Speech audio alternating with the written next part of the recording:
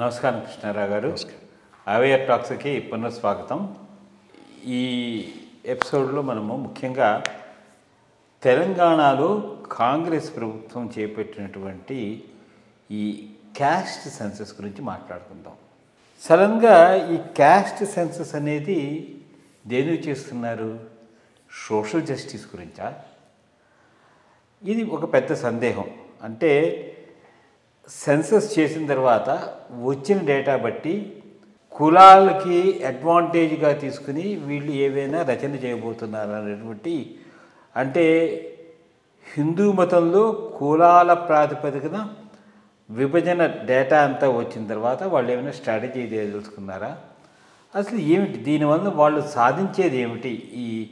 ఈ caste census వలన దీనివలన ప్రజలకు ఏ విధమైన మేలు కలుగుతుందా అనేటువంటి. ఎందుకంటే మనం ఇదివరకు నుంచి కూడా అనుకునేవాళ్ళం, కులం ప్రాతిపదికన కాకుండా ఆదాయం వచ్చేదాన్ని బట్టి ప్రజలకు ఏదైనా సంక్షేమ కార్యక్రమం చేస్తే irrespective of caste, creed and community social justice అనేది జరుగుతుందని.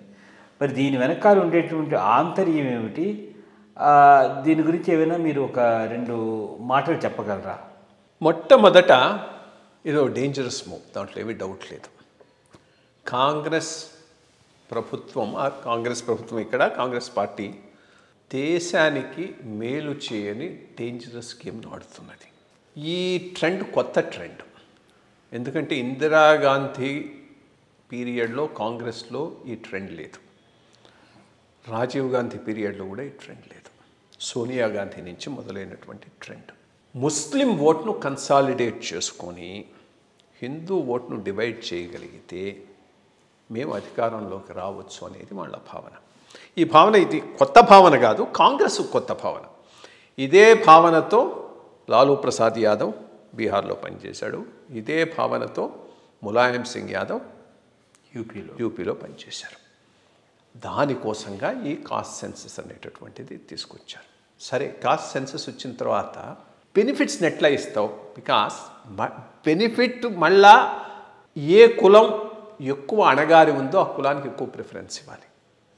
నాయి బ్రాహ్మణ్, వాషర్మెన్, ఇవి కాస్త తక్కువ లెవెల్ ఆఫ్ డెవలప్మెంట్లో ఉన్న కులాలు, నెంబర్ తక్కువ ఉంటాయి. సో నెంబర్కు నువ్వు వేస్తే వాళ్ళకు తక్కువ ఇవ్వాల్సి వస్తుంది.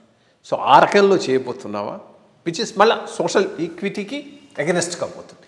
సో నెంబర్ను బట్టి పోయేది కాదు పూర్తిగా. ఇది మండల్ కమిషన్ ఒక పెద్ద మూవ్, దాన్ని అమలు చేయటం జరిగింది. అమలు చేసేటప్పుడు బ్యాలెన్స్డ్గా అమలు చేయటం జరిగింది. ఇందిరా షానీ కేసులో సుప్రీంకోర్టు తీసుకున్నటువంటి వ్యూ చాలా కరెక్ట్ అయినటువంటి వ్యూ, 2 రకాల కరెక్ట్ అయినటువంటి వ్యూ. అన్టచబిలిటీ బేస్గా వచ్చిన రిజర్వేషన్స్ ఎస్సీ ఎస్టీస్కు, non untouchability based reservations for బీసీస్కు రెండింటిని ఒకటిగా చూడలేం. అందుకని ఇక్కడ క్రిమీ లేయర్ కాన్సెప్ట్ తీసుకొచ్చారు. సో దట్ మొత్తం ఉన్నటువంటి ఆ బెనిఫిట్స్ అన్నీ ఈ కమ్యూనిటీస్లో బాగా వెల్ ఆఫ్ పీపుల్ కార్నర్ చేయకుండా అదొక మంచి ఇది తీసుకొచ్చింది సుప్రీంకోర్టు.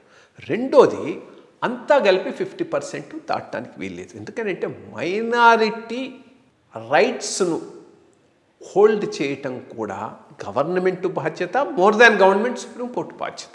సో బ్యాలెన్సింగ్ చాలా అవసరం. ఇప్పుడు నేను అదంతా ఇచ్చేసేస్తాను, పైకి తీసుకుపోతాను, ఇది కావాలని రెచ్చగొట్టే దృష్టితో చేస్తున్నటువంటిది. But one thing good is మహారాష్ట్రలో ఫెయిల్ అయింది. ఇదే కాన్సెప్ట్ను తీసుకుపోయి ఓట్లు దండుకుందామని చూచారు, చెప్పు దెబ్బ కొట్టి పంపించారు మహారాష్ట్రలో. రేపు తెలంగాణలో కూడా కాంగ్రెస్ భవిష్యత్తు అంతకన్నా బెటర్గా ఉండేది కాదు. ప్రజలు గ్రహించారు ఈ చేస్తున్నటువంటిది కరెక్ట్ విధానం కాదు, దీనివల్ల లాభం లేదు కానీ నష్టం. రెండోది, సరే కాస్ట్ సెన్సస్ అంటే ఒక హిందూస్లోనే ఎందుకు? కాస్ట్ సిస్టమ్ ముస్లిమ్స్లో ఉంది, క్రిస్టియన్స్లో ఉంది. ఇన్ఫ్యాక్ట్ కడపలో పనిచేసిన ఎవరికైనా తెలుస్తుంది, కడప దళిత్ క్రిస్టియన్స్ ఎవరినైనా చాలా హెయిట్ చేస్తారంటే అప్పర్ కాస్ట్ కన్వర్టెడ్ క్రిస్టియన్స్, వాళ్ళు మమ్మల్ని అనగదొక్కుతున్నారని. సో చేయండి, మరి ముస్లిమ్స్లో కాస్ట్ సర్వే చేయండి, క్రిస్టియన్స్లో చేయండి, అక్కడ కూడా దీని ప్రకారంగా లబ్ధులు వచ్చేటట్టుగా చేయండి. అది లేదు, అక్కడ అవి కన్సాలిడేటెడ్ ఓట్ బ్యాంక్స్ కింద వచ్చేటట్టు చూసుకోవాలి. హిందూ ఓట్ను డివైడ్ చేసి తెచ్చుకోవాలనేటటువంటి ఒక దుష్ట తలంపుతో జరుగుతున్న ఈ క్యాస్ట్ సెన్సెస్ను అందరూ వ్యతిరేకించాలి. ఇది దేశానికి మంచిది కాదు, సమాజానికి మంచిది కాదు. చూద్దాం మరి ఏ విధంగా వెళ్తుందో, ముందరికి వెళ్తుందో, దీనివలన లబ్ధి ఎవరికైనా వస్తుందా లేదా అనేది వేచి చూడాల్సిందే. నమస్కారం.